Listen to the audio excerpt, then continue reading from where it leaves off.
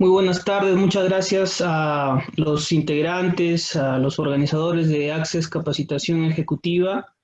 Agradecerles una vez más por la gentileza de invitarme a este evento tan importante y también, por supuesto, a todos los integrantes que se han inscrito a este diplomado para adquirir más conocimientos o reforzar los que ya tenían, ¿no? Bien, como ya se ha señalado, el día de hoy vamos a tratar lo que corresponde a la punibilidad, ¿no?, en el delito. Vamos a compartir algunas diapositivas, por favor. A ver.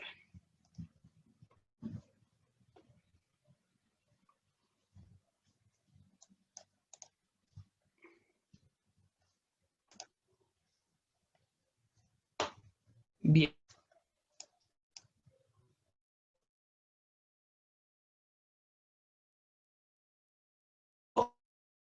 Escucha,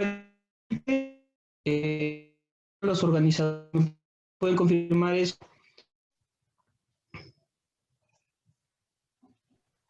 Doctor, sí se están compartiendo las diapositivas, sí se puede visualizar. Ya, excelente, muchas gracias. Lo digo porque, bueno, aquí en el lugar donde estoy, que es en Ancash, está lloviendo a cántaros ya desde hace varios días seguidos y la señal del internet está que va y viene y bueno, tenemos muchos problemas acá con el tema de la señal. Bueno, si hubiera algún problema, por favor, ahí en interno me avisan, por favor, para ver cómo lo solucionamos. ¿Correcto? Bueno, vamos a dar inicio entonces. Perfecto, doctor, adelante, ya vamos a comunicarle cualquier impasse. Ok, muchas gracias. Bien, la punibilidad. El día de hoy, como les decía, tenemos programado para conversar un poco respecto a esta categoría del delito. Algunos autores no la consideran como una categoría propiamente, eh, se quedan únicamente con la conducta, la tipicidad, la antijuricidad, pero la culpabilidad, pero en cuanto a la punibilidad, algunos autores no la consideran. Tanto es así que ustedes de repente podrán ver en algunos libros de proceso, perdón, de teoría del delito, en los cuales no aparezca la punibilidad. En la parte general de algún libro de derecho penal, en muchos libros, por ejemplo, no van a hallar la punibilidad propiamente como una categoría del delito. En algunos otros sí, ¿no? En algunos otros sí, pero eso nos da ya a entender cierta, digamos, opiniones diversas que existen en la doctrina respecto a si es o no una categoría. Pero más allá de los términos y las formas de si considerarlo o no una categoría, más o menos la doctrina mayoritaria se inclina a que sí, y es algo que no podemos negar en tanto y cuanto lo vamos a apreciar sobre todo en el catálogo de todos los delitos, ¿no? Como por ejemplo las excusas absolutorias. Es algo que no podemos negar y eso pertenece a la punibilidad. Pero vamos a ver más o menos cuál es el fundamento, cuáles son los elementos, eh, de qué manera nosotros podemos hallar la punibilidad o qué criterios tenemos que tener en cuenta para sostener que determinados delitos no son punibles, por ejemplo, ¿no? Y cómo encontramos estas figuras tan precisas en el catálogo de los delitos.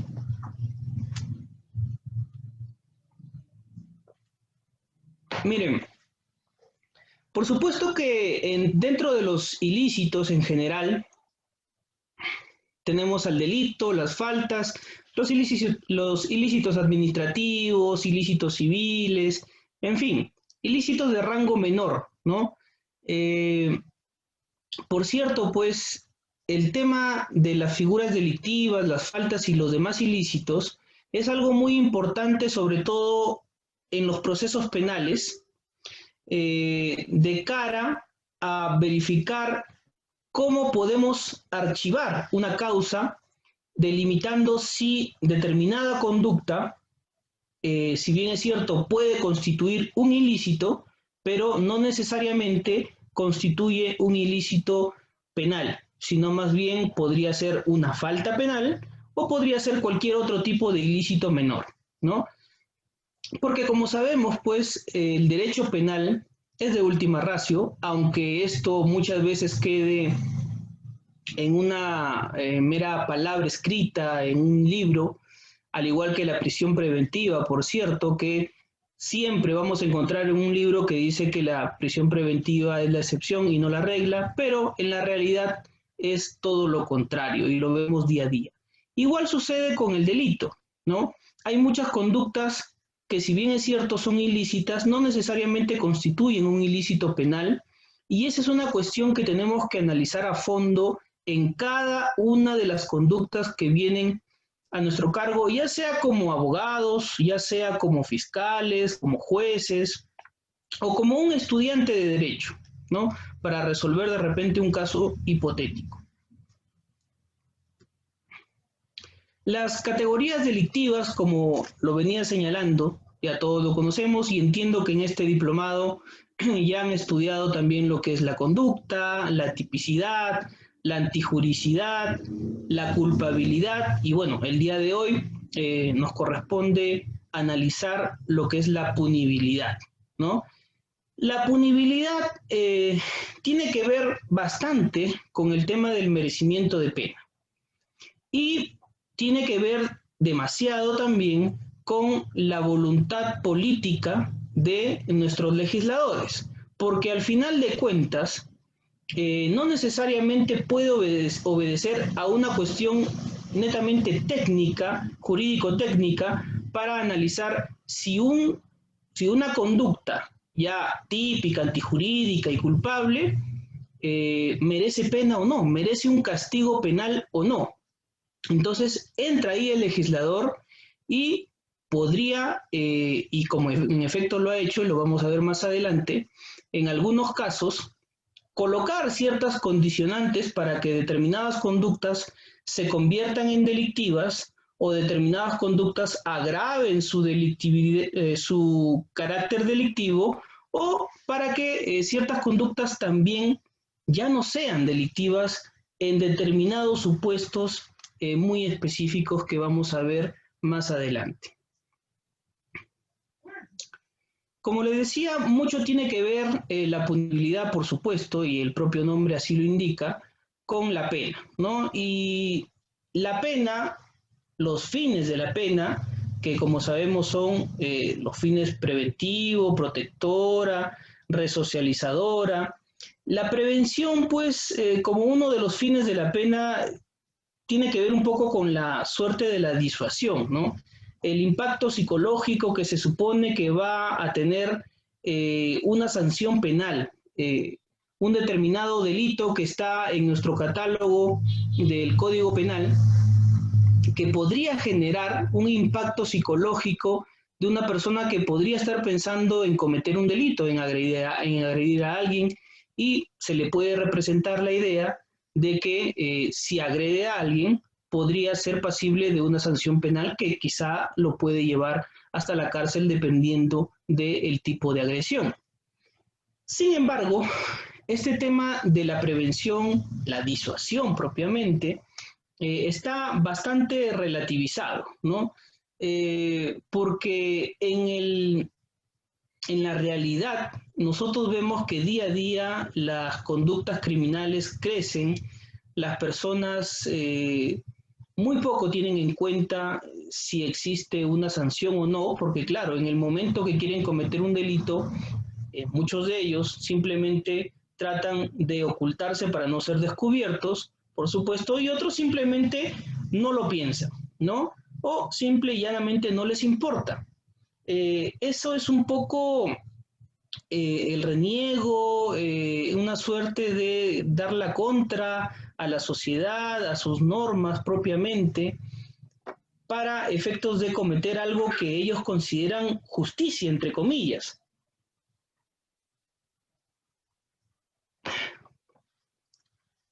Entonces, los fines preventivos o la finalidad también protectora, que sirve para proteger determinados bienes jurídicos, mucho se relativiza en la realidad porque también el legislador se ha encargado de desnaturalizar muchos tipos penales. Cada año que pasa, ustedes podrán advertirlo, cada año que pasa hay nuevas conductas delictivas. Es más, hace poquito, hace algunos días, el Congreso ha aprobado el delito de acoso político. Propiamente, el acoso político. La redacción típica, bueno, es algo que todavía lo vamos a ver en los siguientes días cuando ya finalmente publiquen la norma. No sé si el presidente la promulgue, si la observa, bueno, la devolverá al Congreso y el Congreso muy probablemente, como lo está haciendo con otras normas, por insistencia, la mande a publicar en el peruano. Pero vemos cómo se acrecientan cada día más las conductas, las nuevas conductas consideradas hoy en día como delitos, ¿no? La resocialización. Claro, también es uno de los fines de la pena, ya están dentro del listado del título preliminar de nuestro Código Penal, que es una finalidad resocializar también a el individuo con una pena que sea proporcional también, por supuesto, al hecho ilícito que ha cometido. Pero como les digo, si todo esto no tiene antecedentes de tratamientos específicos, de programas específicos en la educación, en el trabajo mismo, que políticas específicas que vayan de la mano de logística para que el Estado precisamente pueda de esta manera aplicar de manera eficaz los fines de la pena y que esto no quede en meras palabras, en letra muerta, como se podría decir, para que una persona que comete un delito luego pueda fácilmente resocializarse, ¿no? Pero también ya vemos que cuando ellos ya son castigados y son enviados definitivamente a prisión, muchas veces salen más bien con una conducta peor a la que tenían, ¿no? En muchos casos ocurre eso. Bueno, probablemente también se deba a la sobrepoblación penitenciaria que existe y hoy en día, a partir del año pasado, con este tema de la pandemia, este virus que está matando demasiada gente y a todos nos tiene preocupados, me incluyo ahí, con todo esto que acrecienta las situaciones ya críticas que antes teníamos, ¿no? Imagínense en el penal cómo están. Hay cientos y cientos de muertos por COVID en el penal. Entonces ya antes era un problema las otras enfermedades como la TBC y otras enfermedades, el SIDA incluso, se acrecienta ahora con el tema del COVID y por supuesto sabemos que en los penales hay a lo sumo de repente un médico que los puede atender. Imagínense tener una población penitenciaria exagerada, más allá de sus límites, que lo duplica o lo triplica, y tener tan solo un médico a disposición. Con medicina también, por cierto, muy escasa, ¿no? Que tienes que hacer una cita, una cola, peor que en salud, pese a que te encuentras en un solo espacio, ¿no? Y aquí, con el tema del COVID, si hay enfermos, que los hay en los penales, el tema de contagiarse, por supuesto, se hace más crítico, ¿no? Porque no tienes a dónde escapar. Acá te puedes ir a tu casa si es que vives solo y bueno, de repente ahí te puedas sentir un poco protegido. Pero en la cárcel compartes celda, es más, hay demasiada gente muy pegados y muy difícilmente el Estado tiene los recursos suficientes y la voluntad también suficiente para generar espacios apropiados y también de plano la propia Fiscalía, el Ministerio Público, el mismo Poder Judicial y nosotros también como litigantes, abogados o futuros litigantes, también debemos colaborar para que ciertos casos que no tienen características de delito no terminen con una sentencia condenatoria, que lleven a una persona innecesariamente, o peor aún, ¿no?, que situaciones en las cuales no hay los peligros procesales que requiere el 268 de nuestro Código Procesal Penal, no vayan a una prisión preventiva y luego que sea esta prolongada o adecuada, o hagan cómputo de no plazo y los tengan eternamente en una prisión tan solo para hacer 5 o 6 diligencias, que en realidad no tiene ningún sentido y lo único que provoca es la crisis, más la crisis penitenciaria que tenemos en nuestro país y que, por cierto, hay en muchos países, ¿no? Pues bien, como le decía, el tema de la punibilidad tiene que ver mucho que ver con la política criminal, ¿no? Entonces, ¿pero qué es la política criminal? Y cómo la podemos observar de manera tangible en el día a día, al menos en el día a día de los quehaceres jurídicos. Bueno, la política criminal, como les decía, obedece un poco también a las voluntades de nuestros padres de la patria, ¿no? Hay cuestiones de coyuntura que a veces ocasionan que determinadas conductas se conviertan en delito u otras desaparezcan del catálogo del Código Penal y otras más bien se agraven, ¿no? Entonces, encontramos, por ejemplo, 3 manifestaciones en la política criminal: la criminalización, la sobrecriminalización y la descriminalización. En la criminalización, por ejemplo, les iba comentando el tema del acoso. Ya en el 2018, con el decreto legislativo 1410, si no me equivoco, se implementó o se incorporaron 4 figuras delictivas: el acoso genérico, el acoso sexual, la difusión íntima de imágenes y también el chantaje sexual propiamente como figuras delictivas autónomas, ¿no?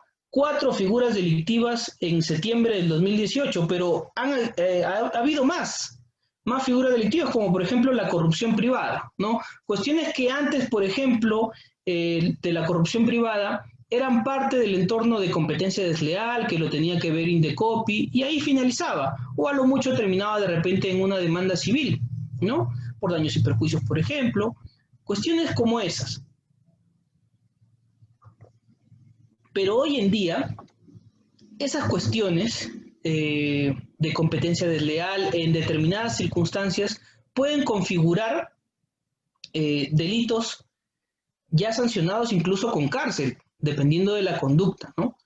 Entonces, vemos cómo la criminalización, producto de la política criminal, está avanzando cada día más, a veces mucho por cuestiones de los políticos, lo digo, por cuestiones de adquirir votos, adquirir más simpatía de potenciales votantes, ¿no? Más simpatizantes. Esa es la finalidad, al final de cuentas. Pero que muy pocas veces tiene detrás un análisis realmente técnico y sobre todo de las consecuencias que estas van a generar. La corrupción privada, de los delitos de acoso, que en cierta parte yo estoy de acuerdo, pero que también hay ahí problemas en cuanto a que hay otras figuras delictivas en las cuales hubiera bastado con agregar cierta redacción y no hacer un tipo penal autónomo tan complicado, ¿no? Igual en la corrupción privada. También está el delito de agresiones contra mujeres, ¿no? Como ejemplo. Recordarán ustedes que el delito de agresiones contra mujeres no era propiamente un delito, era más bien una falta por el tema de los días de descanso, ¿no? Entonces vemos que, por ejemplo, si tiene 10 días de descanso o menos, entonces la conducta de ahora sí puede configurar un delito, ¿no? Si es cometido en agravio en contra de una mujer por su condición de tal, en determinados contextos, o si es cometido hacia un integrante del grupo familiar. cuestiones que hay que ver también ahí, pero esa figura antes, definitivamente, si no existía una circunstancia especial que le diera gravedad al hecho, no configuraba delito y se convertía solamente en una falta penal, ¿no? Sin embargo, claro, está el tema de que las agresiones en contra de mujeres es un día a día, incluso creo que hasta la fecha, el delito de agresiones contra mujeres, producto de la violencia familiar, se ha convertido en uno de los delitos con mayor incidencia, ¿no? Antes era solamente el delito de omisión a la asistencia familiar, que era uno de los delitos más comunes, el robo, el hurto, pero hoy el delito de agresiones contra mujeres es el día a día, ¿no? Por diversas cuestiones, ¿no? Es un tema también, por supuesto, cultural de cada país. Tenemos acá una perspectiva un tanto machista que siempre considera minimizar ciertos roles de la mujer, a veces de manera consciente, a veces de manera inconsciente también. Bueno, son figuras delictivas que corresponde a un análisis específico en otra oportunidad. Pero la idea es que una de las manifestaciones, como le decía, de la política criminal es la criminalización, crear conductas delictivas, ¿no? Por mera voluntad del legislador, por cuestiones coyunturales, por cuestiones de dar respuesta de repente a una situación que se da en la actualidad, que no necesariamente sea la solución, pero que encuentra el legislador una solución, entre comillas, en el derecho penal, cuando muchas veces la solución está antes de eso y no cuando ya ocurrió el hecho, ¿no? Luego está la sobrecriminalización. Y en esta otra manifestación de la política criminal, que es la sobrecriminalización, ya ahí tenemos conductas creadas, ¿no? Pero que el legislador decide incrementar la sanción, especificar algunos puntos e incrementar las penas. Por ejemplo, el feminicidio. Asesinar a una mujer en determinadas condiciones, en determinadas circunstancias, es algo que por supuesto siempre ha estado sancionado. Sea mujer, sea varón, siempre ha estado sancionado, como el homicidio, ¿no? El homicidio simple, el homicidio agravado. Pero desde hace ya muchos años el legislador ha ido evolucionando en el tema del feminicidio, a considerarlo el día de hoy una conducta individual. Y ustedes pueden apreciarlo en el artículo 108-B, que es una conducta bastante compleja, ¿no? No es solamente asesinar a una mujer, no se configura el feminicidio con el asesinato de una mujer. No basta que una mujer esté muerta a manos de otra persona para considerarlo feminicidio. Hay ciertos contextos, ciertas circunstancias que se tienen que dar para que esto ocurra. Y el legislador pues ha considerado un listado, ¿no? O bueno, varios listados para verificar la configuración de este delito. Por ejemplo, en el 108, en el primer párrafo, hay un listado de 4 contextos, ¿no? Pero hay varios de estos contextos que se podrían resumir todos en violencia familiar. Por ejemplo, coacción, hostigamiento, acoso sexual son parte muchas veces también del contexto de la violencia sexual, de la violencia familiar, perdón. Entonces, el abuso de poder, la confianza, las cuestiones de discriminación, son cuestiones que podían fácilmente establecerse en dos contextos, pero no fue así. Ha especificado el legislador una serie de contextos que al final suenan un poco redundantes y como ustedes podrán apreciar, en muchas ocasiones las acusaciones que hace el Ministerio Público son casi siempre por violencia familiar, ¿no? Bien, ahí tenemos un ejemplo de sobrecriminalización. Luego también, por ejemplo, la colusión. En la colusión ya teníamos un delito de colusión, sin embargo, el legislador hace unos años consideró que el delito de colusión, si es que ocasionaba un perjuicio efectivo, entonces debía llamarse una colusión agravada. Hay por ahí voces como por ejemplo el profesor Prado Saldarriaga, que considera que estas dos conductas forman parte de un solo tipo, no se trata de un tipo simple y un tipo agravado, sino más bien forma parte de una sola conducta, pero con una mala técnica legislativa. Pero bueno, más allá de esas opiniones, lo cierto es que el nomen juris que le ha dado el legislador es de colusión simple y colusión agravada. Incluso hubo un debate en una casación y en solitario el doctor Prado Saldarriaga estuvo, o creo que un supremo más también estuvo de acuerdo, pero la mayoría no avalaba la posición de que se trata de una sola conducta, ¿no? Entonces, el tema es que si hay una posibilidad de perjuicio es colusión simple, y si hay un perjuicio ya establecido, ya concreto, ya efectivo, entonces la colusión se vuelve agravada. Ahí está el legislador, ¿no? Y ha penalizado esta conducta también.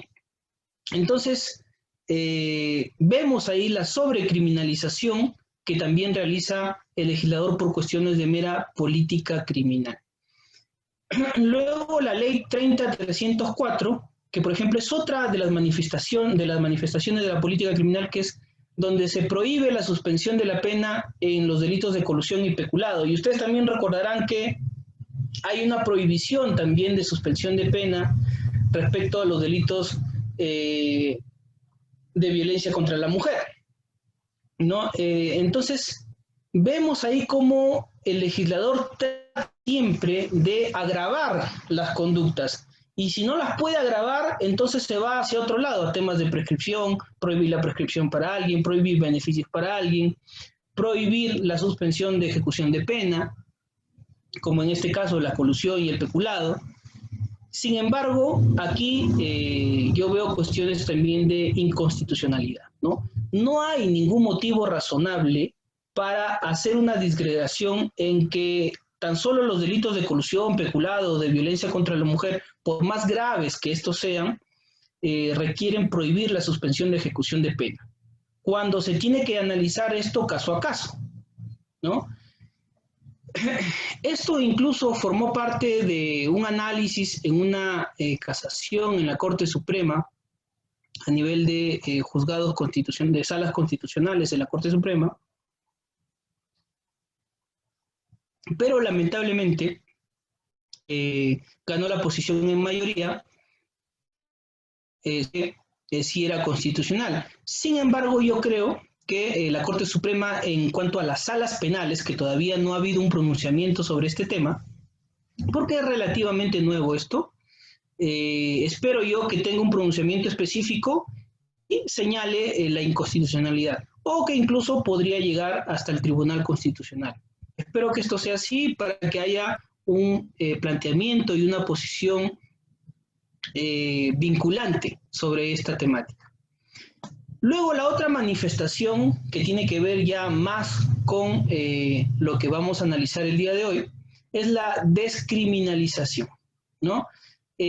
¿Bajo qué supuestos o circunstancias que quiere introducir el legislador desaparece un tipo penal o condiciona su configuración a determinadas circunstancias?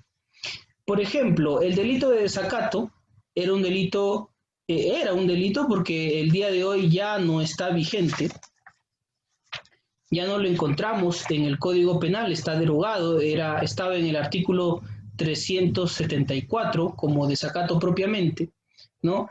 De manera específica, pero el día de hoy ya no está, se ha descriminalizado esta conducta.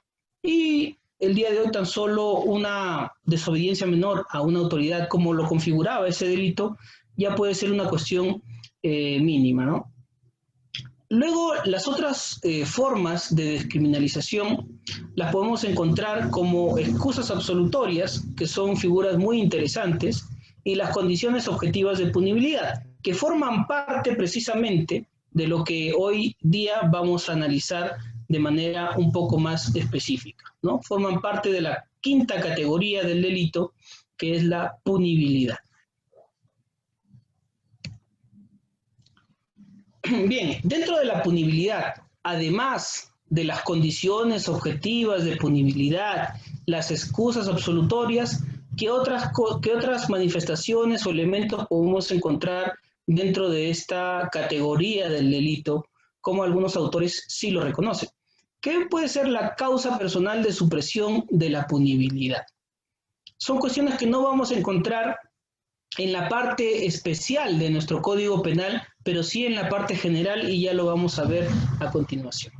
Vamos a desarrollar una por una para, con también algunos ejemplos,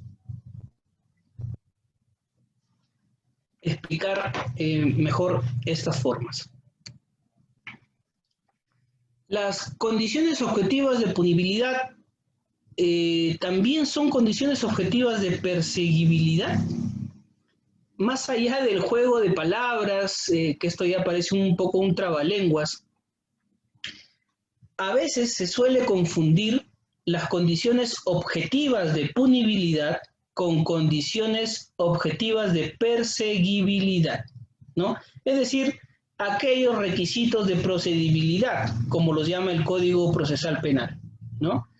¿Cuáles son las diferencias? En las condiciones objetivas de punibilidad no hay pues impedimentos para investigar el hecho, pero sí para castigarlo penalmente.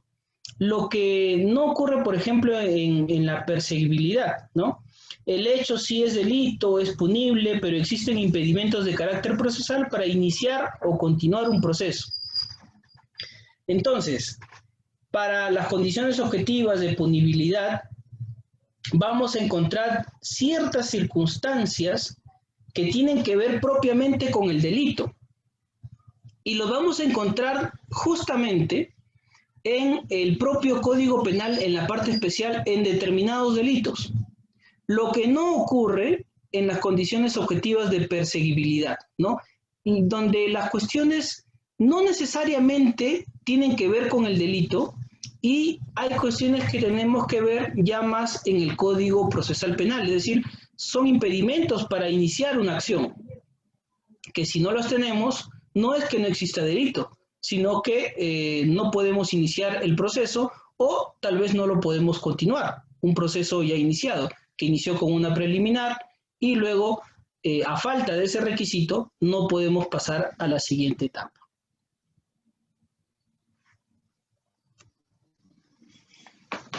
Para ser más específicos en la diferenciación, la perseguibilidad, que tiene que ver con cuestiones más de carácter procesal, por ejemplo, la podemos nosotros evidenciar en un caso en específico con una cuestión previa. ¿Y qué nos dice la cuestión previa? La cuestión previa, que está en el artículo 4 de nuestro Código Procesal Penal, fíjense ustedes, nos dice lo siguiente.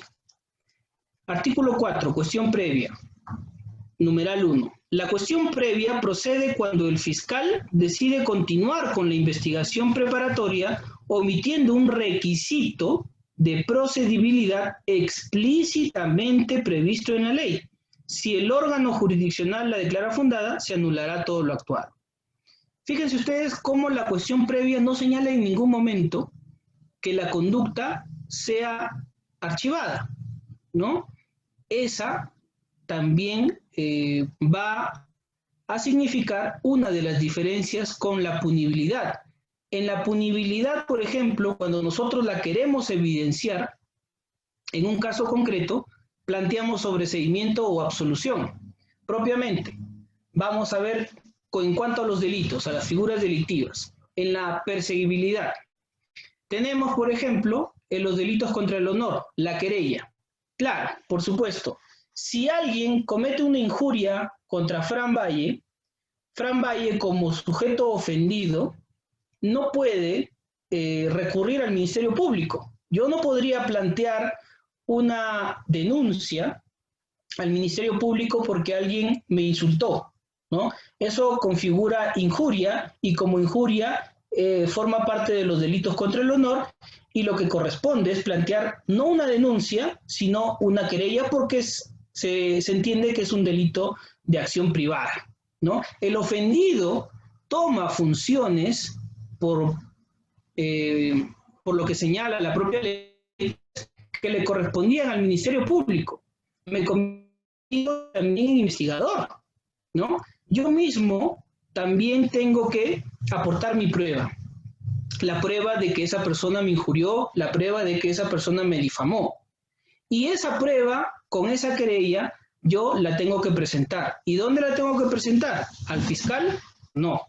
La tengo que presentar al juez penal unipersonal, ¿no? Entonces, será el juez quien realice todos los controles para efectos de un juicio, donde se va a analizar la conducta, las pruebas y si ésta corresponde a una sanción o no. Pero yo no podría plantear, como les digo, porque es un delito de acción privada, una denuncia, ¿no? Tengo que plantear una querella. Entonces se convierte en un impedimento procesal para iniciar una acción, porque yo no podría hacerlo mediante denuncia.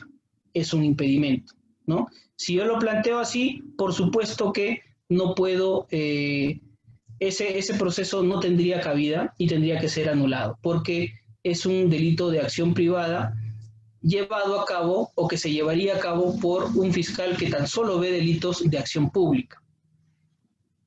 Pues bien, el delito de difusión de material íntimo es una conducta relativamente nueva, ¿no? En septiembre del 2018, el delito de difusión de material íntimo se ha convertido en un delito autónomo. Antes podría ser como parte de un delito de violación a la intimidad, ¿no? Recordarán ustedes algunos casos, el caso de Milet Figueroa, donde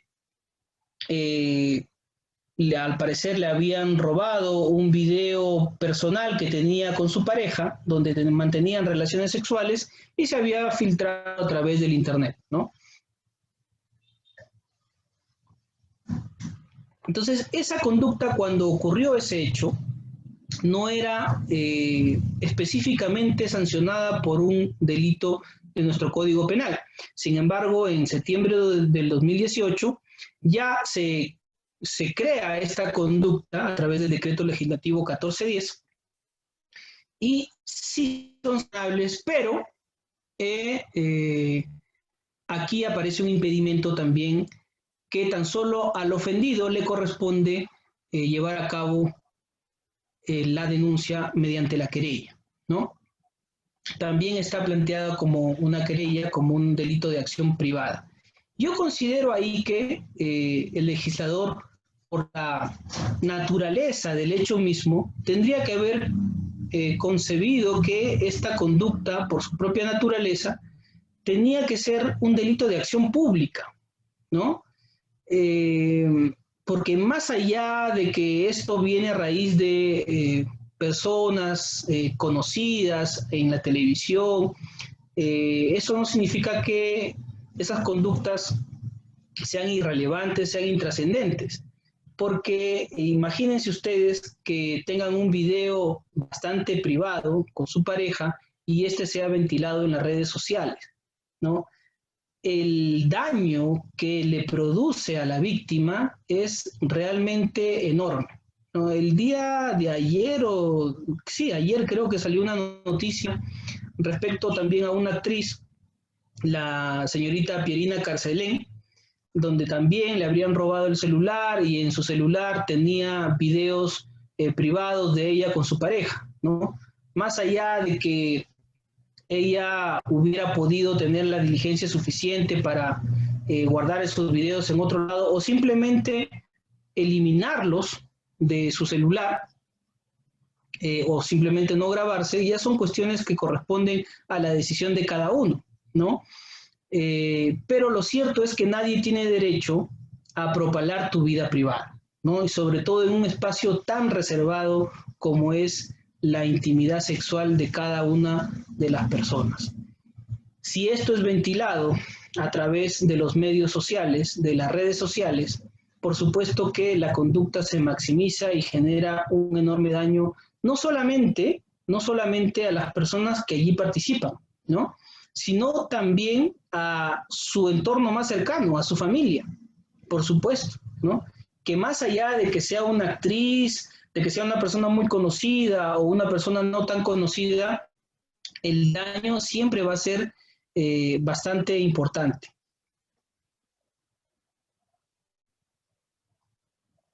Otro de los delitos que tiene impedimentos procesales son los delitos cometidos por altos funcionarios, ¿no? Los congresistas, el presidente de la República, los ministros de Estado, los jueces de la Corte Suprema, los jueces del Tribunal Constitucional, todos ellos no pueden ser denunciados en la Fiscalía de la Esquina, ¿no? Definitivamente hay una barrera ahí que nos ha puesto el legislador, que tiene, por supuesto, ciertas motivaciones fundadas, ¿no? El rango que ostentan y también justamente se les trata de brindar cierta protección porque precisamente al ser altos funcionarios del Estado, más allá de quiénes exactamente sean y qué es lo que hayan hecho en su vida, más allá de eso, la idea de esto es cierta protección, ¿no? Que no cualquier persona puede denunciarlos por mera voluntad o por mero antojo, ¿no? Se trata de establecer un filtro previo para efectos de que estas denuncias tengan cierto análisis preliminar de viabilidad, ¿no? Y ahí entra pues el impedimento a través de una acusación constitucional, ¿no? Luego están los atentados contra el sistema crediticio, que también forma parte de un delito de acción privada, que es el artículo 203, vamos a verlo, 213.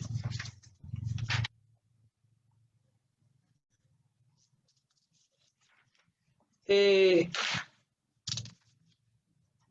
el artículo 213, fíjense ustedes, dice ejercicio de acción penal.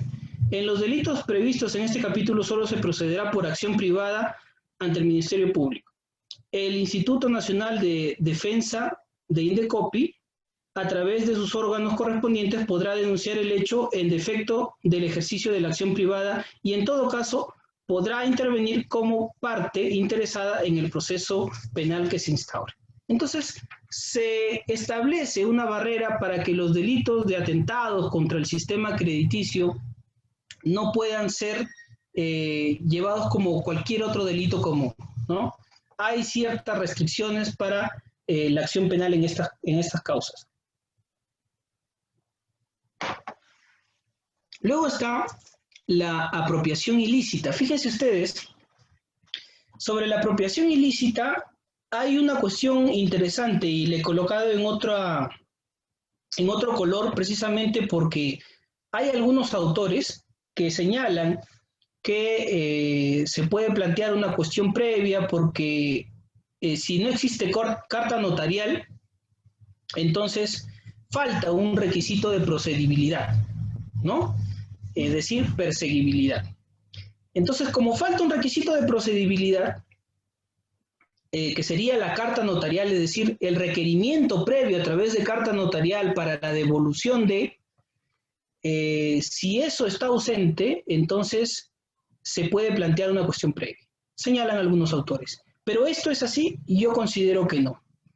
Considero que en la apropiación ilícita no se puede considerar como el requerimiento previo, la carta notarial propiamente, como un requisito de procedibilidad, porque recordarán ustedes que el requisito de procedibilidad tiene que estar específicamente señalado en la ley. Si no está señalado en la ley de manera específica, entonces no la podemos nosotros inferir, no la podemos inventar. Y el delito de apropiación ilícita en ninguno de sus elementos señala como uno de sus elementos propiamente la carta notarial o un requerimiento previo a través de carta notarial. No hay. Búsquenlo ustedes y podrán verificar que no existe ese elemento. Si no existe ese elemento, ¿cómo es que nosotros lo podemos crear y señalar, peor aún, que esto es un requisito de procedibilidad y en consecuencia puedo plantear cuestión previa? Eso no es así. Igual sucede, fíjense ustedes, en el delito de incumplimiento de obligación alimentaria, ¿no? El OAF, omisión a la asistencia familiar, la notificación del apercibimiento. Es otro requisito de procedibilidad, fíjense ustedes.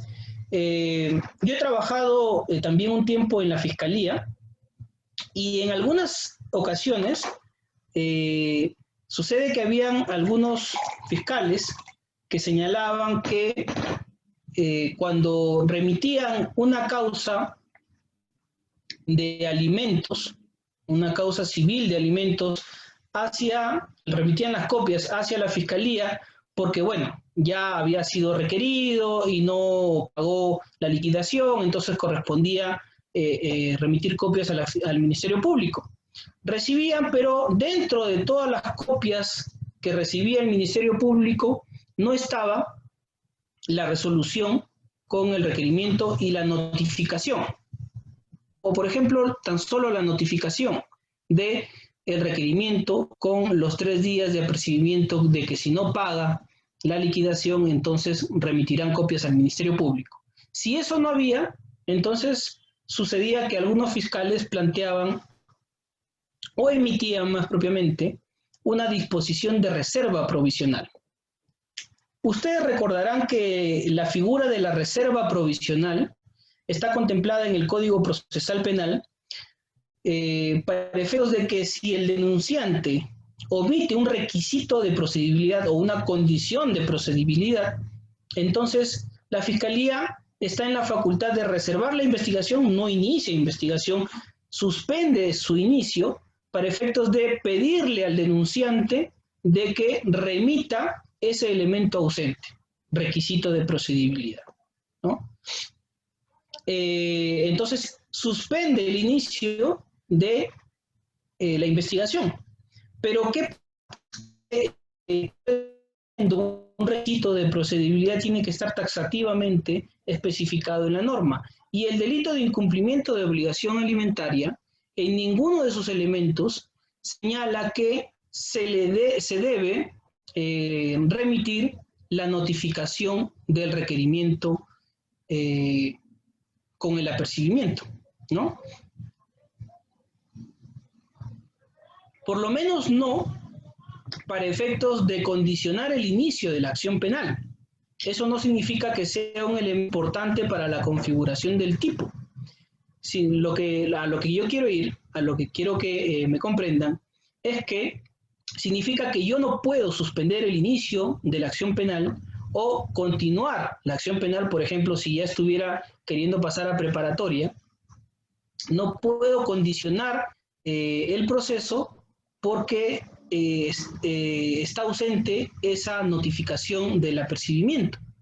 Esa es una situación que ya corresponde a la investigación. Si no me remitió todas las copias, entonces es invitarla al Poder Judicial, al juzgado correspondiente, se lo pedirá, el juzgado señalará si hizo o no hizo ese requerimiento y ahí analizaremos pues cuestiones de tipicidad, simple y llanamente eso.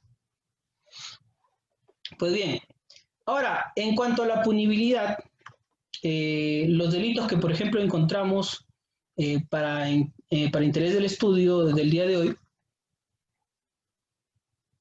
son la quiebra dolosa, la difamación, la falsedad material, la malversación de fondos. Y vamos a ver uno por uno para efectos de analizarlo. Pero fíjense ustedes que acá cuando nosotros queremos evidenciarlo, pedimos una excepción de improcedencia de acción o bueno, más atrás, en ya la investigación preliminar. Si encontramos una de estas manifestaciones de que el hecho no es punible penalmente, entonces podemos pedir el archivo fiscal por causal de que no hay punidad. O podemos pedir de repente una excepción de improcedencia de acción o luego en la intermedia un pedido de sobreseimiento y en juicio oral, por supuesto, una absolución bajo esa causal de no punibilidad, ¿no? Que no tenemos que mezclarla con la causal de atipicidad absoluta o relativa, ¿no? Que corresponde a otra categoría.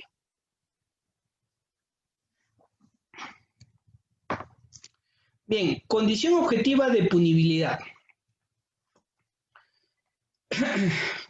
Vamos a establecer algunos ejemplos que están en nuestro Código Penal peruano para efectos de estudiarlo.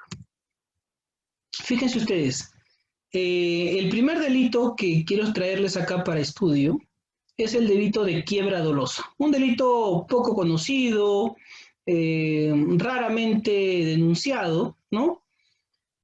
Por su propia estructura típica, pero que definitivamente podemos evidenciar una condición objetiva de punibilidad. Como yo les decía, en la condición objetiva de punibilidad siempre vamos a encontrar una condicionante, que si no aparece en los elementos del tipo, que si no aparece en la conducta propiamente, entonces corresponderá a que esa conducta no es punible, ¿no? Fíjense ustedes, el artículo 209 señala lo siguiente: será reprimido con pena privativa de libertad no menor de 3 ni mayor de 6 años e inhabilitación de 3 a 5 años, conforme al artículo 36, incisos 2 y 4, el deudor, la persona que actúa en su nombre, el administrador o el liquidador, que, y acá viene la parte condicionante, en un procedimiento de insolvencia, procedimiento simplificado, concurso preventivo, procedimiento transitorio u otro procedimiento de reprogramación de obligaciones cualesquiera que fuera su denominación, realizara en perjuicio de los acreedores alguna de las siguientes conductas. Y bueno, establece cuáles son las conductas específicamente que causan ese perjuicio, ¿no? Como el ocultamiento de bienes, las simulaciones, etcétera, etcétera.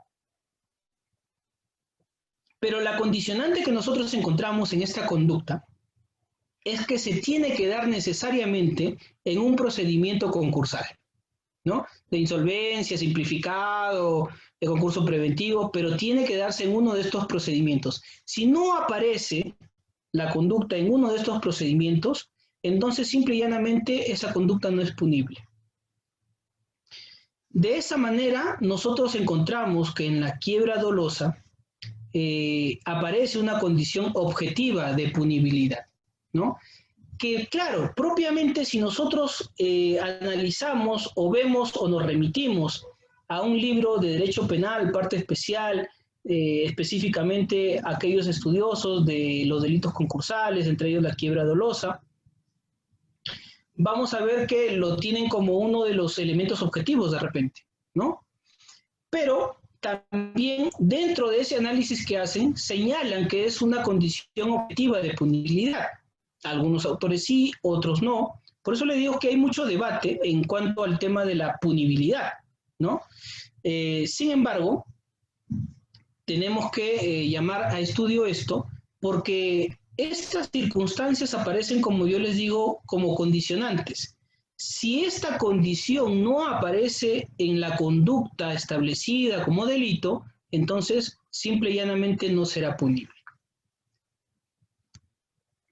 Otra de las manifestaciones o delitos en los que podemos encontrar condición objetiva de punibilidad es la difamación. A través de la exceptio veritatis, la muy nombrada exceptio veritatis, ¿no? ¿Qué nos dice el artículo 134? El autor del delito previsto en el artículo 132, difamación, puede probar la veracidad de sus imputaciones solo en los siguientes casos. Y claro, establece una lista específica de en qué casos tiene la posibilidad de probar la veracidad de las imputaciones a aquel querellado, ¿no? Cuando, por ejemplo, la persona ofendida es un funcionario público y los hechos, cualidades o conductas que se le hubieran atribuido se refieren al ejercicio de sus funciones. Entonces, ahí el querellado tiene la posibilidad de que al haber aparentemente difamado a una persona que puede ser funcionario público, se refiere a conductas específicas del ejercicio de la función de ese funcionario público, pero tiene elementos probatorios para demostrarlo, puede introducirlos al proceso y demostrar la veracidad de esas imputaciones. Si lo demuestra, por ejemplo, ya no será sancionado. Otra de las conductas, cuando por los hechos imputados está aún abierto un proceso penal contra la persona ofendida. Claro, demostrar que, por ejemplo, la imputación versa en que posiblemente es un violador y tiene un proceso abierto por violación, que de repente ya está en juicio oral, está a punto de terminar, pero ahí hay que establecer también algunas matizaciones. No porque alguien tenga un proceso, yo tengo también ya el derecho expedito de señalar que él es un violador. Pero hay que recordar que la presunción de inocencia está también en todo el camino del proceso hasta una sentencia, y una sentencia firme, por supuesto, ¿no? Entonces dependerá también de cuál es el término específico de esa imputación que se ha realizado para poder demostrar con esta situación. Cuando es evidente que el autor del delito ha actuado en interés de causa pública o en defensa propia. Causa pública o defensa propia. Bueno, hay situaciones muy específicas donde el querellado podrá demostrar causa pública y defensa propia, pero ahí hay una cuestión de difícil probanza, ¿no? Causa pública es un elemento muy genérico como para señalar, como para circunstancia específica se puede referir una causa pública, algo de interés nacional. El caso Lavajato es algo exactamente de interés nacional, más allá de la curiosidad que uno puede tener sobre el caso. ¿Es esa una causa pública, por ejemplo, si yo difamo a alguien sobre que ha cometido algún delito en el caso Lavajato? Esa es una situación que hay que analizar caso a caso, ¿no? Luego dice, cuando el querellante pide formalmente que el proceso se siga hasta establecer la verdad o falsedad de los hechos o de la cualidad o conducta que se le haya atribuido. Y bueno, y termina este artículo 134 señalando justamente esta situación. Si la verdad de los hechos, cualidad o conducta resulta probada, el autor de la imputación estará exento de pena. Esa es justamente la naturaleza de la condición objetiva de punibilidad, la exención de una pena al no aparecer esta condición específica. En este caso, poder probar la veracidad de una imputación. Malversación de fondos. Fíjense ustedes, en el delito de malversación de fondos sí aparece una condición objetiva de punibilidad, más allá de que, como les decía en otro delito, si ustedes revisan la doctrina nacional, van a encontrar en muchos de ellos que la afectación del servicio o la función encomendada en el delito de malversación de fondos como uno de los elementos del tipo, es decir, propios de la categoría de la tipicidad, ¿no? Fíjense ustedes, el artículo 389. El funcionario o servidor público que da el dinero o bienes que administra una aplicación definitiva diferente de aquella a los que están destinados, afectando el servicio o la función encomendada, será reprimido con pena de 1 a 4 e inhabilitación. Aparece una condicionante para efectos de sancionar la conducta de la desviación, ¿no es cierto?, de la malversación de fondos o de la aplicación en definitiva diferente. ¿Cuál es esa condición? Esa condición es la afectación del servicio o la afectación en la función encomendada. Tiene que necesariamente aparecer esta afectación. Si no aparece esta afectación en la conducta, por más que se haya desviado un fondo público que estaba establecido para X proyecto y se ha desviado para otro, no corresponderá tipificarlo o configurarlo como el delito de malversación de fondos. Entonces la conducta aparece ahí una condición objetiva de punibilidad donde ya no sería punible esa acción. Pero, fíjense ustedes, para ser más específico y de alguna manera corroborar, ustedes puedan corroborar lo que yo les estoy señalando, la Corte Suprema, en la casación 544-2018 Lima Norte, no hace mucho ha sido publicada esta casación, nos dice lo siguiente precisamente sobre este elemento, ¿no? La afectación del servicio, y nos señala lo siguiente en el fundamento 12º. Por supuesto, hay un desarrollo más específico, más desarrollado sobre esta condición objetiva de punibilidad, pero este es el párrafo que considero más pertinente. Nos dice, los referidos efectos perjudiciales en el servicio público, cuyas partidas presupuestales fueron desviadas, se refieren entonces a situaciones específicas y verificables, que deben ser suficientemente sustentadas y acreditadas por el fiscal como titular de la acción penal y de las que se desprenda la afectación del servicio en conjunto, cuyo origen sea precisamente la indebida desviación de sus fondos. No basta, y acá viene justamente la condicionante, por tanto, que se indique que no se llevaron a cabo algunas actividades relacionadas al servicio, sino que se acredite cómo dicha situación afectó su ejecución o desarrollo de algún modo específico. El Ministerio Público, entonces, a partir de esta casación por lo menos, tiene el deber de demostrar no solamente que se dejó de hacer algo en específico en una obra, por ejemplo, ¿no? Sobre el cual estaba destinado determinado fondo y luego se desvió, sino que hubo una afectación producto de ese desvío, y esa afectación no necesariamente tiene que estar acreditada porque alguien no fue o porque no se hizo algo específicamente, sino que tiene que ser acreditada como dicha situación dice que afectó su ejecución o desarrollo de algún modo específico. Entonces, esa demostración va a cargo de la propia Fiscalía. Y fíjense ustedes, en estos casos de malversación de fondos, muchas veces únicamente llevan el caso con la mera desviación del fondo. Es decir, la Fiscalía Anticorrupción, en muchos casos de malversación de fondos, y me ha pasado,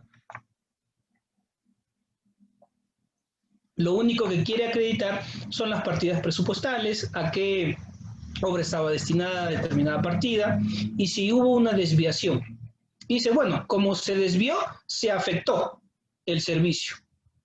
Un momento, ¿no?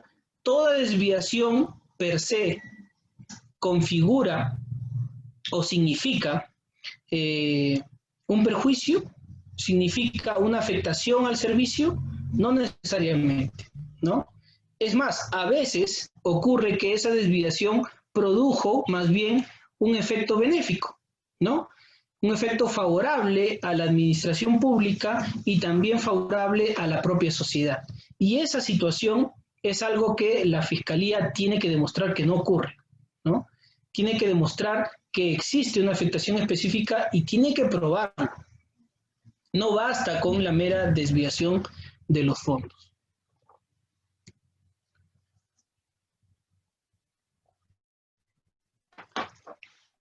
Luego tenemos la falsedad material, el delito de falsificación de documentos.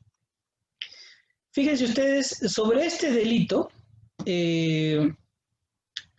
lamentablemente no ha sido desarrollado, al menos de una manera tan detallada como por lo menos yo quisiera, ¿no? ¿Por qué digo esto? Porque hay muchas cuestiones que no se han analizado a fondo y que quizá de repente puede ser a partir de algunos casos muy delicados de corrupción que también tienen que ver con la falsedad, pero que requerían desarrollo. Uno de esos elementos, ya que estamos hablando del delito de falsedad material, falsificación de documentos, artículo 427, primer párrafo, o también el delito de uso de documento falso, segundo párrafo, es una cuestión del sujeto activo. Si yo falsifico un documento y luego uso ese documento y lo introduzco al tráfico jurídico, cometo el delito de falsificación material, falsedad material y falsedad de uso, cometo los dos delitos, primer y segundo párrafo. Fíjense ustedes podrán apreciar los colegas que de repente ya litigan, o quizá algún estudiante que ha podido ver alguno de estos casos, podrán observar que muchas veces cuando hay delitos de falsedad en investigación, le imputan a la persona falsedad material y falsedad de uso, ¿no?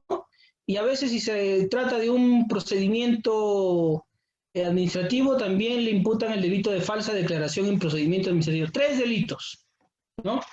Imagínense ustedes si el delito de falsedad material justamente tiene como uno de sus elementos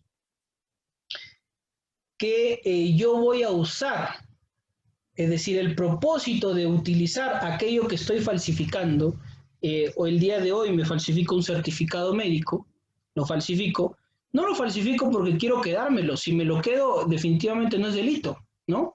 No hay ese propósito de usar. Pero si yo tengo el propósito de utilizarlo, y ahí en ese certificado médico dice que tengo 5 días de descanso y lo presento a la administración pública, entonces cometí tan solo el delito de falsedad material, ¿no? El primer párrafo. ¿Por qué no el delito de uso? Porque ya en el delito de uso solamente pueden ser autores aquellos que no falsificaron el documento. Yo ya lo falsifiqué y uno de los elementos del delito de falsificación material, de falsedad material, es el propósito de utilizarlo. Es decir, yo quiero usarlo. Ya si lo uso, ya no configura un delito autónomo de uso, ya configura solamente el agotamiento de mi conducta delictiva previa, que es la falsificación. Y ustedes podrán analizar y podrán corroborarlo en la doctrina, por lo menos. Cuando ustedes van a revisar la doctrina, el delito de uso de documentos falsos, analicen el sujeto activo. Cuando ustedes vean todos los autores, por lo menos los nacionales, en el extranjero también hay muchos autores que dicen lo mismo, van a ver que el sujeto activo en el delito de uso de documento falso solamente puede ser aquel que no participó en la falsificación del documento. Justamente por lo que les estoy señalando, porque el que falsifica lo hace con el propósito de utilizarlo, elemento del tipo, ¿no? Vean ustedes, 427, el que hace en todo o en parte un documento falso o adultera uno verdadero que pueda dar origen a derecho o obligación o servir para probar un hecho, con el propósito de utilizar el documento, elemento del tipo. Yo tengo el propósito de utilizarlo, ¿no? Si lo utilizo, agotamiento del delito, ¿no? Ya no es un delito autónomo, solamente cometí falsedad material. Bueno, esto como atingencia me parece una parte interesante para análisis, incluso bueno, escribí un artículo al respecto en Gaceta Penal, y los invito a leerlo, por cierto, pero ya volviendo al tema de análisis, que es la condición objetiva de punibilidad, ¿dónde la encontramos? Dice acá, continuando, será reprimido si de su uso puede resultar algún perjuicio. En doctrina, por lo menos hasta hace algunos años, y en jurisprudencia también hasta hace algunos años, mucha discusión hubo sobre si esto significaba que en el delito tenía que haber necesariamente perjuicio efectivo o el perjuicio era potencial. Pese a que la redacción del tipo penal es literal, no hay mucho análisis que hacer. Dice puede resultar algún perjuicio. Ya cuando dice puede, habla pues de una posibilidad, y si habla de una posibilidad, encontramos un delito de peligro. Y aquí puede resultar algún perjuicio, encontramos también una condición objetiva de punibilidad. ¿Por qué? Porque ya es una condicionante. Si no hay, es cierto que no tenemos que verificar que exista un perjuicio efectivo, pero sí por lo menos esa posibilidad de perjuicio efectivo. Por ejemplo, si en el supuesto que yo le diga a mi hermana que falsifique mi firma para un documento porque de repente lo necesitan en otro lugar, ¿no es cierto? Mi hermana está en Lima y yo necesito ingresar un documento, digamos que yo trabajo para la administración pública allá, y necesito ingresar un documento físicamente. Y le digo, ¿sabes qué? Hasta que te envíe el documento en físico, nos va a llevar mucho tiempo y se me va a pasar el tiempo que me han dado para ingresar el documento.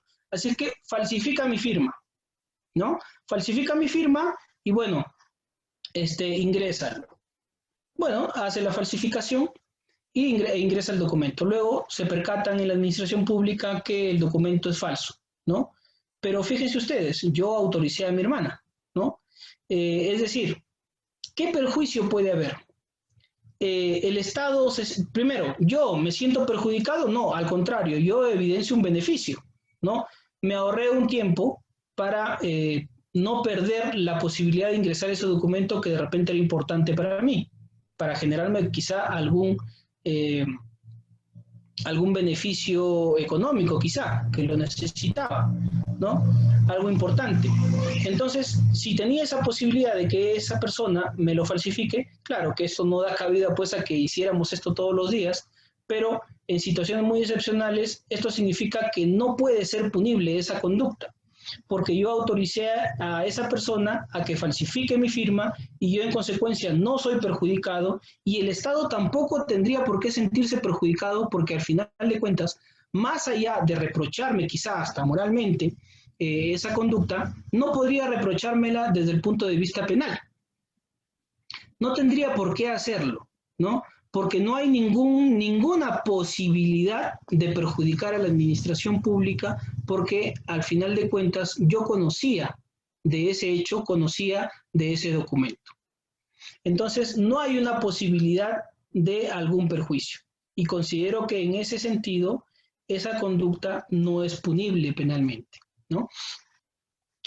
Bien, igual sucede en el delito de uso de documento falso, ¿no? Está también la posibilidad, dice, el que hace uso de un documento falso o falsificado como si fuese legítimo, siempre que de su uso, y ahí entra la condicionante otra vez, pueda resultar algún perjuicio. Será reprimido con las mismas penas, ¿no? Claro. Otra vez encontramos el delito de peligro potencial, ¿no? Y con ello, por supuesto, la condición objetiva de punibilidad. Pero me pueden decir, claro, y bueno, ¿existe algún pronunciamiento en la Corte Suprema que más allá de señalar que esto es un perjuicio potencial, porque sí hay muchos pronunciamientos al respecto, pero hay alguno que nos diga que sí es una condición objetiva de punibilidad? Sí, sí lo hay. Fíjense ustedes, la casación 1121-2016, y sobre todo vinculante, ustedes la pueden revisar en el Diario Oficial del Peruano, y basta incluso con googlearlo, coloquen en Google el número de la casación y la van a encontrar ya sea en su versión con firmas o en su versión del Diario Oficial del Peruano. Justamente a partir del 10º fundamento la consideran vinculante, ¿no? ¿Y qué nos dice esta casación a propósito de la condición objetiva de punibilidad? Nos dice lo siguiente. Como se señaló, el tipo penal de falsificación no presenta ambigüedad en su redacción referente al perjuicio, porque señala claramente que para la configuración del delito basta la potencialidad e idoneidad del mismo. Así, en uno de sus últimos pronunciamientos, esta Corte Suprema, fíjese, hasta ahí ya señala que se requiere solamente un perjuicio potencial, no efectivo, no es necesario verificar un perjuicio, sino que este meramente sea posible. Y luego nos reafirma una posición de la propia Corte Suprema en otro pronunciamiento, que es el recurso de nulidad 2279-2014 Callao, y que decía lo siguiente, y acá viene justamente lo que estamos estudiando. Ha señalado que la condición objetiva de punibilidad en esta clase de ilícitos es la posibilidad de causar perjuicio al agraviado y no perjuicio efectivo para considerarse típico, por cuanto el bien jurídico que se tutela es el correcto funcionamiento de la administración pública referidos al tráfico jurídico correcto. Así, para la configuración típica en un caso concreto, se deberá considerar como típico la sola potencialidad del perjuicio, no se requiere su concretización. Entonces, la Corte Suprema ya no solamente establece la potencialidad del perjuicio como un requisito para la configuración del tipo, sino que especifica, y para eso cita otro pronunciamiento anterior, el recurso de nulidad 2279 de 2014, especifica que esto también es una condición objetiva de punibilidad, y no solamente lo reafirma, sino que también lo considera vinculante, ¿no? Y en esta es la sala penal permanente, y ustedes pueden apreciar en esa casación, en la parte final, que considera los fundamentos 10, 11 y 12 como precedente vinculante, ¿no? Entonces, es importante para evidenciar no solamente el tema de la potencialidad, sino que evidenciar también la manifestación de la punibilidad como una categoría innegable, una categoría más del delito.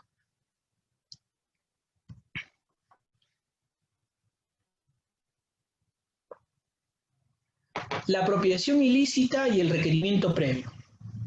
Hace un momento señalábamos que el requerimiento previo, a través de carta notarial, por ejemplo, no puede ser pues un requisito de procedibilidad, ¿no? Porque este tiene que estar taxativamente especificado en la norma. Y el artículo, bueno, ahí hay un error con el artículo, con el número del artículo, pero el artículo referente a la apropiación ilícita, que dice el que en su provecho o de un tercero se apropia indebidamente de un bien mueble, una suma de dinero o un valor que ha recibido en depósito, comisión, administración u otro título semejante que produzca obligación de entregar, devolver o hacer un uso determinado, será reprimido con pena de 2 a 4 años. Es la parte base del artículo de apropiación ilícita, ¿no? Como les digo, hay un error ahí en la redacción del artículo, dice 427, por supuesto que no es el 427.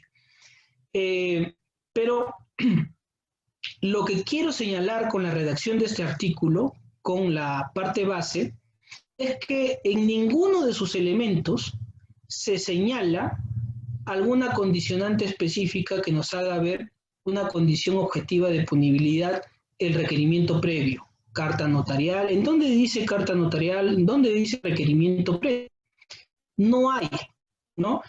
Si es que eso está ausente, por supuesto que no se configura un requisito de procedibilidad, como ya señalaba antes, y tampoco, en este caso, se manifiesta una condición objetiva de punibilidad. Y vean ustedes, la propia Corte Suprema, en la casación, bueno, es un auto de calificación, en la casación 818-2019 Lambayeque, señala lo siguiente en su parte final.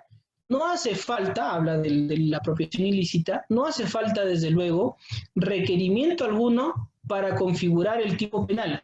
No se está ante una condición objetiva de punibilidad y menos ante un requisito de procedibilidad.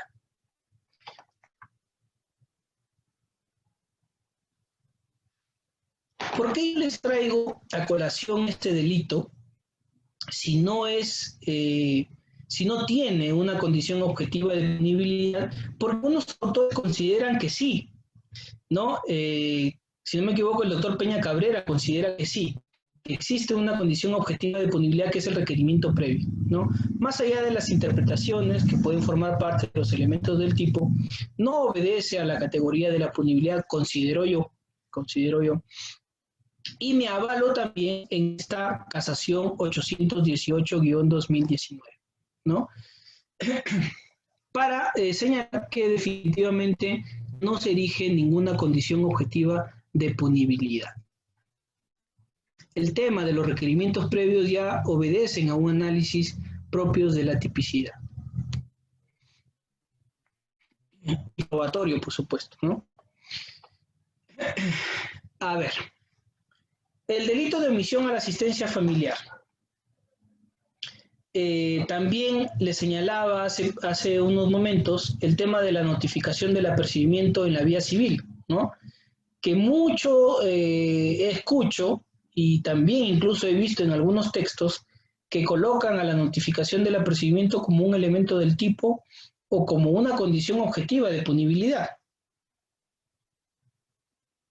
o un requisito de procedibilidad.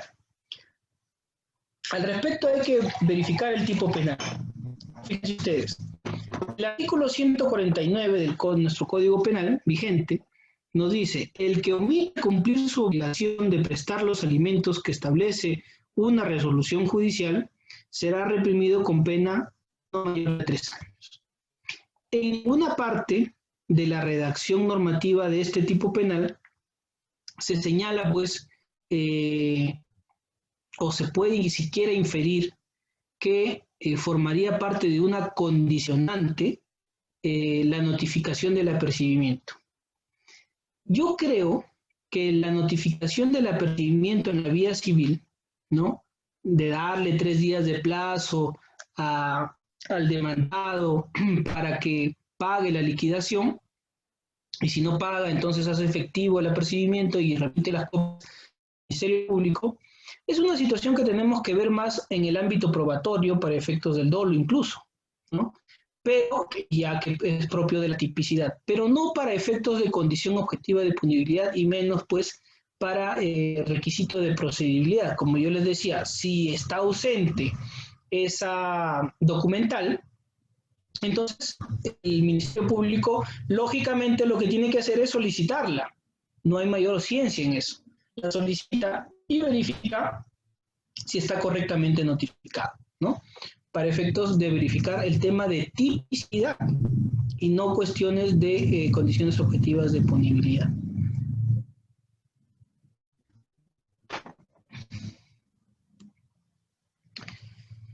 Sobre este delito, bueno, ya desde hace más o menos 2 años se han venido publicando en la Corte Suprema o se han venido de alguna manera la Corte Suprema pronunciando de manera un poco más específica sobre este delito, ¿no? Tan conocido, tan concurrente, que es bueno que así lo haga porque aparentemente este delito no tenía mayor importancia para la Corte Suprema, ¿no? Y no llegaban casi en ningún caso a la Corte Suprema porque la Corte Suprema consideraba que ya todo estaba dicho, ¿no? Tal es así que incluso hubo también, a propósito de los procesos especiales de proceso inmediato, se señaló también algunos requisitos típicos sobre el delito de omisión a la asistencia familiar en un acuerdo plenario, ¿no? Pero luego de eso han venido muchos pronunciamientos, recursos de nulidad, casaciones, y uno de los últimos pronunciamientos es este de revisión de sentencia, nuevo código, 154-2019 de Lima. En esta revisión de sentencia, la Corte Suprema, la Sala Permanente, nos dice lo siguiente, ¿no? Para efectos de verificar si existe o no una condición objetiva de punibilidad. Fíjense ustedes, el tipo penal del delito de omisión de asistencia familiar previsto en el artículo 149 del Código Penal exige para su configuración los elementos típicos siguientes. Sujeto activo, que corresponde a la persona que se ve obligada al pago de una pensión de alimentos fijado en una sentencia previa. Sujeto pasivo, que es la persona que tiene el derecho a que se le asista con la pensión de alimentos, claro, el menor alimentista. La situación típica, referida a una resolución que requiere el pago alimentario, que nominalmente corresponde a la resolución mediante la que se requiere al obligado el pago de un monto liquidado devengado. Y, por ejemplo, lo que evidenciamos es un elemento del tipo, ¿no es cierto? Y no una condición objetiva de piedad respecto al requerimiento de pago. La notificación con los apercibimientos. Luego, posibilidad psicofísica de realizar la conducta ordenada. Y eso tiene que ver bastante con el tema de la capacidad económica del sujeto activo, ¿no? Es imposible que una persona, por más que se haya descuidado, por más que sea un padre irresponsable, si no tiene las posibilidades económicas en el momento que es requerido por la autoridad judicial civil, en ese momento no tiene las posibilidades económicas para hacer esos pagos respectivos, ¿cómo es posible que se configure el tipo? Hay que recordar que este es un delito de omisión, y en los delitos de omisión tiene que haber la capacidad de realizar la conducta. Si no existe esa capacidad, en este caso dice la Corte Suprema, capacidad psicofísica, ¿no? Si no existe esa capacidad, en este caso específicamente capacidad económica, recursos económicos a disposición, ¿cómo puedo cometer el delito? Es imposible. Entonces, ahí en esos casos habría una suerte de atipicidad. Y eso, por supuesto, considero yo, y es una parte que sí falta analizar a la propia Corte Suprema, o por lo menos pronunciarse de manera específica y desarrollarlo, si corresponde o no que ese elemento sea demostrado por parte del Ministerio Público. El Ministerio Público tiene el deber de demostrar que el sujeto activo estaba en la posibilidad de pagar y pese a que tenía la posibilidad de pagar, no quiso pagar. Entonces, si llega a demostrarlo, se configura el delito. Pero si no llega a demostrarlo o no presenta ninguna prueba sobre esto, entonces el delito no aparece. Y ustedes podrán observar en muchos casos de omisión a la asistencia familiar que esto no se tiene en cuenta. Solamente con las copias que remite el propio juzgado civil, señalan que, bueno, como ya evaluaron si tenía las posibilidades económicas o no, porque ahí fijaron el monto, entonces ya no es necesario evaluarlo ahora. Primer punto, era otro tiempo. Segundo punto, en los procesos civiles, como dice el profesor Nakazaki, los rigores probatorios son menos, por lo menos en los delitos, en los procesos de alimentos. No hay un procedimiento probatorio tan específico como sí lo hay en el proceso penal. Hay que demostrar. En ese caso va a valer más la palabra de la parte demandante, ¿no? De cuánto posiblemente gana, de a qué se dedicaba. Y no hay mayor evaluación de prueba sobre la capacidad económica y su continuación en el tiempo. Luego dice, no realización de la conducta ordenada materializada en el comportamiento omisivo que se traduce en el incumplimiento de la obligación alimentaria fijada en la resolución. Finalmente, el sujeto debe obrar con dolo para la realización de los elementos del tipo objetivo, esto es, que conozca que está incumpliendo con la resolución que lo vincula con el pago alimentario. Bueno, ya, elementos subjetivos, ¿no? Pero, básicamente, de todos estos requisitos descritos, que son 6 que ha descrito la Corte Suprema, en ninguno aparece una condición objetiva de punibilidad o un requisito de procedibilidad, ¿no? Para esto, para efectos de poder demostrarles que esto no existe, ¿no? Corresponde a un análisis de tipicidad y un análisis probatorio el tema de los requerimientos de pago judiciales.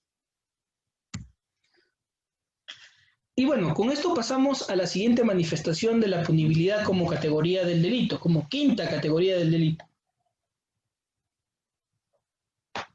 Las excusas absolutorias. Fíjense ustedes, una situación bastante interesante y aquí sí se observa las cuestiones de política criminal de manera bastante patentes. Vamos a verlos. Una de ellas es la excusa absolutoria, las excusas absolutorias respecto a los delitos patrimoniales, ¿no? El artículo 208 nos dice, no son reprimibles sin perjuicio de la reparación civil. Bueno, ahí hay una excepción, ¿no? Si bien es cierto, no son castigables penalmente los hurtos, apropiaciones, defraudaciones o daños que se causen entre parientes cercanos, sí tienen que, sí podrían pedir, por ejemplo, ante la vía civil, una indemnización por daños y perjuicios, ¿no? Pero bueno, En cuanto a lo penal, nos dice que no son reprimibles los hurtos, las apropiaciones, las defraudaciones o daños que se causen los cónyuges, concubinos, ascendientes, descendientes y afines en línea recta. Claro, los parientes más cercanos, ¿no? Todo el listado que existe acá son de parientes muy cercanos, un círculo relativamente restringido de parientes sobre los cuales lo que quiere el legislador, lo que siempre ha querido es proteger la unidad familiar, ¿no? De que ante una desavenencia o un desacuerdo, no necesariamente desemboque en denuncias penales y procesos inútiles, como podría llamarse, sobre cuestiones menores entre propios familiares, ¿no? Porque claro, la idea del legislador está que la familia es la célula básica de la sociedad, como lo señala la Constitución, y en consecuencia se tiene que proteger lo mayormente posible que se pueda también en el ámbito penal, ¿no? Entonces, si son conductas menores, se entiende que el legislador lo quiere así, si son conductas menores cometidas entre familiares muy cercanos, entonces hay que establecer una excepción, ¿no? Y ahí aparece la excusa absolutoria. Y nos dice que justamente en estos casos no son reprimibles, es decir, que están exentos de pena.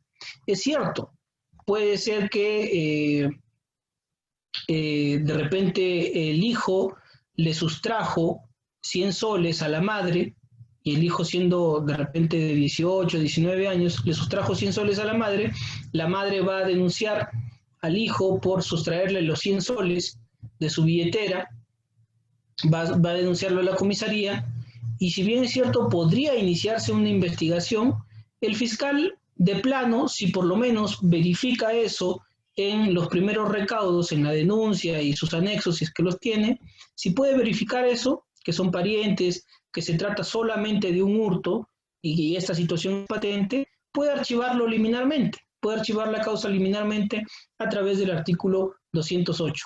¿Y eso significa que no es delito? No. El archivo, por supuesto, corresponderá a la causal de no punibilidad, ¿no? Que el hecho no es punible, no es sancionable penalmente. Pero no significará pues, que el hecho es atípico. Ahí hay una cuestión que se tiene que especificar, ¿no? Que se tiene que señalar, porque muchas veces lo que ocurre es que a veces los fiscales, sí, aciertan archivando la causa preliminarmente o luego de una investigación mínima, pero señalan como causal del archivo la atipicidad de la conducta, ¿no? Y la atipicidad de la conducta no tiene nada que ver acá, porque la conducta no es atípica, todo lo contrario, sí es típica, ¿no? Es típica, antijurídica, es culpable, pero no es punible. Esa quinta categoría del delito no está presente en esta acción. Y en consecuencia, esa es la causal de archivo que debe señalar el Ministerio Público o el Poder Judicial, si fuera el caso.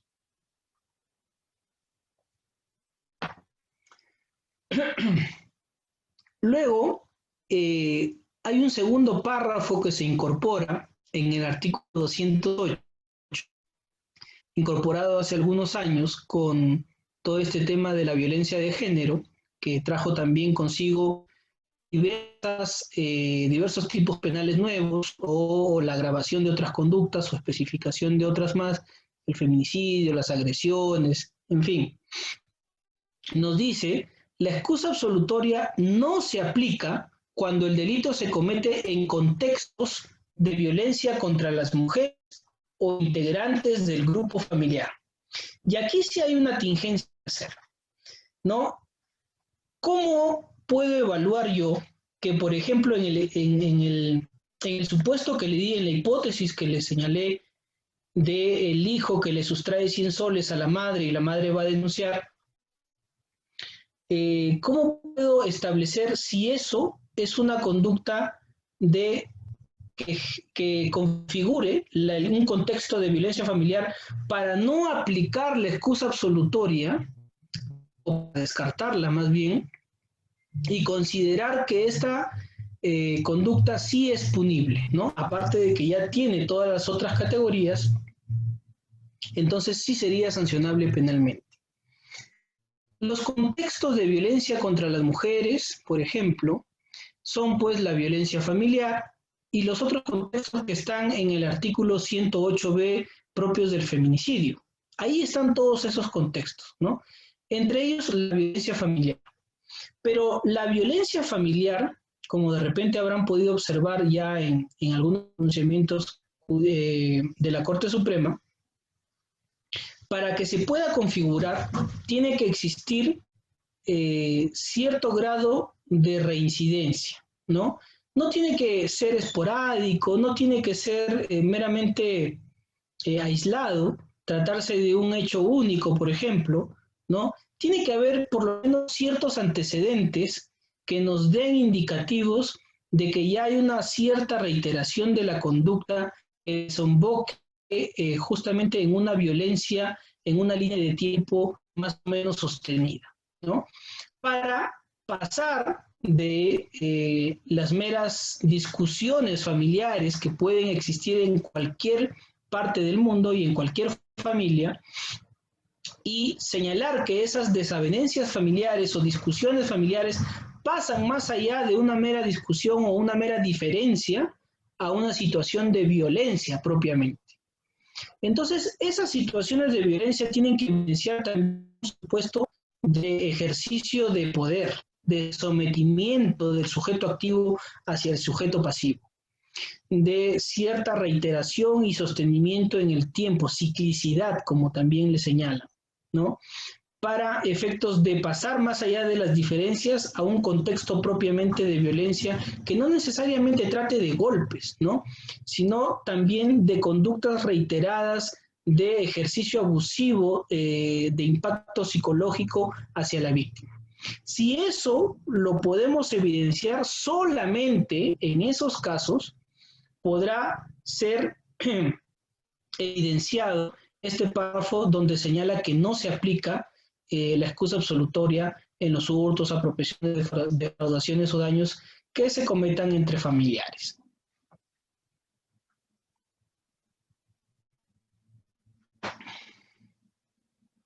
Igual sucede pues con los integrantes del grupo familiar, ¿no? Bien, otra excusa absolutoria que nos trae nuestro Código Penal está en el artículo 318A, 318A, que hace referencia al tráfico de órganos y tejidos, ¿no? Nos dice en la conducta base, será reprimido con pena privativa de libertad no menor de 3 ni mayor de 6 años el que por lucro y sin observar la ley de la materia compra, vende, importa, exporta, almacena o transporta órganos o tejidos humanos de personas vivas o de cadáveres concurriendo determinadas circunstancias, ¿no? Luego hace una referencia al sujeto activo, si es determinada persona, y al final nos dice, están exentos de pena, y aquí viene justamente la parte de la excusa absolutoria, la exención de pena hace precisamente referencia a la excusa absolutoria, están exentos de pena el donatario o los que ejecutan los hechos previstos en el presente artículo si sus relaciones con la persona favorecida son tan estrechas como para excusar su conducta. ¿Y cómo podemos entender esta frase de relaciones estrechas, ¿no? Definitivamente una relación estrecha va a ser un vínculo familiar muy cercano, el hermano, el tío, el abuelo, el padre, en fin. Eso definitivamente siempre va a encajar en una relación estrecha. Pero ¿qué otra situación de relación estrecha podemos encajar en esta frase, en este elemento? Definitivamente alguna relación sentimental, ¿no? Si es su esposa, si es su pareja, si es su novia, si es su enamorada. Entonces, en esos casos, por supuesto que sí puede configurarse este elemento y señalarse que ahí sí hay una exención de pena. Otra circunstancia específica que a mi consideración puede configurarse es la amistad. ¿Cualquier tipo de amistad? No, por supuesto, ¿no? Una amistad que por lo menos y lógicamente tiene que ser demostrado, esta es una situación en la excusa absolutoria que tiene que demostrarse, sea de parte de la propia fiscalía y también del propio sujeto interesado, tiene que demostrar ese grado de amistad tenido durante un tiempo bastante prolongado, ¿no? Por ejemplo, el amigo de la infancia, ¿no? Y que también, por ejemplo, vive en el mismo barrio que tú y con el que tienes muchas vivencias que has pasado con él, has estudiado la primaria, la secundaria, incluso han compartido la misma universidad, tienen muchas reuniones a las que han ido, hay fotos, hay eventos a los que han concurrido, donde se han expresado justamente ese grado de amistad. Eh, Esas situaciones son precisamente las que pueden demostrar esa estrecha relación. Entonces yo considero que ahí sí se podría generar, aplicar la exención de pena como excusa absolutoria para efectos de no castigar penalmente a la persona que realiza el tráfico de un órgano.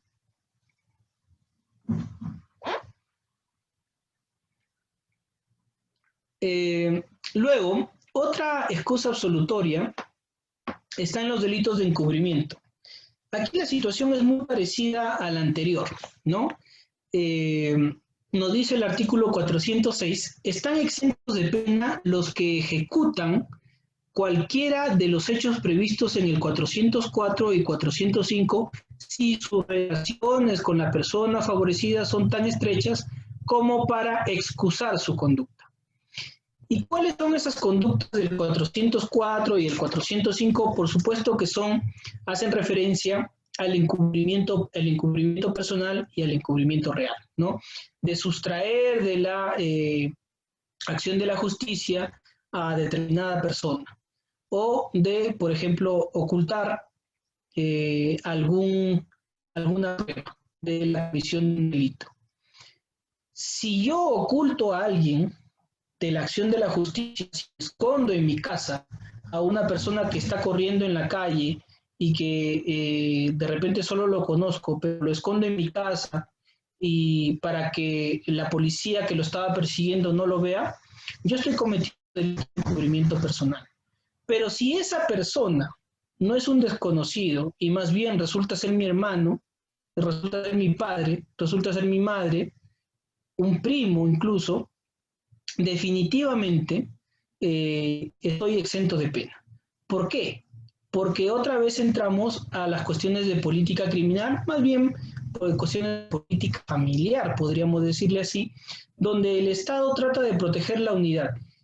Así como, por ejemplo, yo no estoy obligado de declarar en mi contra, tampoco estoy obligado de declarar en contra de mi hermano, en contra de mi madre o de mi padre, de familiares muy cercanos.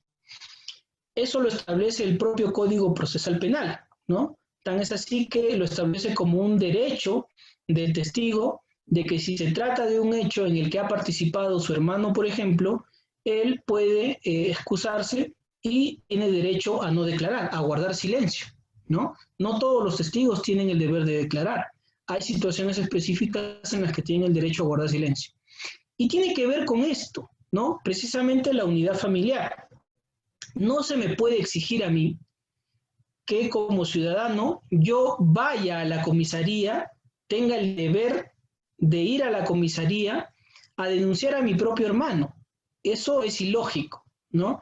Entonces, bajo esa circunstancia tan particular de vínculo sanguíneo, relaciones estrechas, lógicamente está la situación de que hay una excusa absolutoria, ¿no? Por supuesto, la conducta sí es típica, antijurídica, culpable, pero no es sancionable penalmente.